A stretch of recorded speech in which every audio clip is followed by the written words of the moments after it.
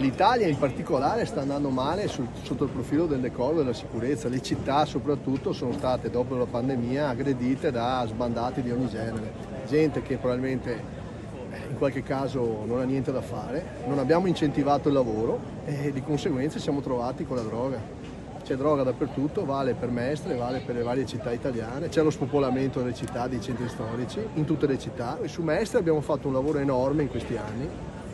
Io personalmente ho fatto i posti di blocco, continueremo a farlo, però non c'è dubbio che noi abbiamo delle aree, per esempio quella di Via Piave, l'area della stazione, che ancora non siamo riusciti a risolvere i problemi. Al termine della cerimonia dell'alzabandiera per le celebrazioni di San Michele Arcangelo, patrono della città, in piazza Ferretto a Mestre, il sindaco Brugnaro ha affrontato il tema della sicurezza, dicendo che molto è stato fatto ma che ancora non è sufficiente. Per questo lancia un appello al nuovo governo. Chiederemo aiuto a questo nuovo governo, che credo sia sensibile a queste cose, con più uomini ma anche e soprattutto con qualche modifica legislativa soprattutto sui reati minimi, quelli minori, che uno dice così, ma che sono reati che danno fastidio, gente che fa pipì davanti ai muri delle case, quello che si ubriaca, quell'altro che imbratta le statue, i monumenti o i muri.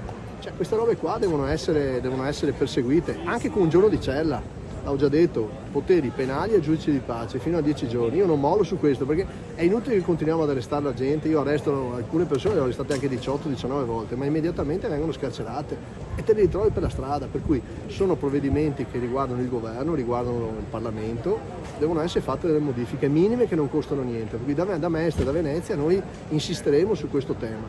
Il sindaco ha anche anticipato che a Natale le luci ci saranno, anche se con orari ridotti rispetto al passato. Non vogliamo assolutamente che arrivi l'idea dell'oscurantismo, l'idea della paura. Ecco, rilanciamo facendo efficientamenti da altre parti, ma il commercio, il decoro, la vita pubblica della gente deve essere assolutamente mantenuta. Ne va del rilancio anche dei commercianti, del commercio, ma anche proprio la voglia di fare una passeggiata in centro,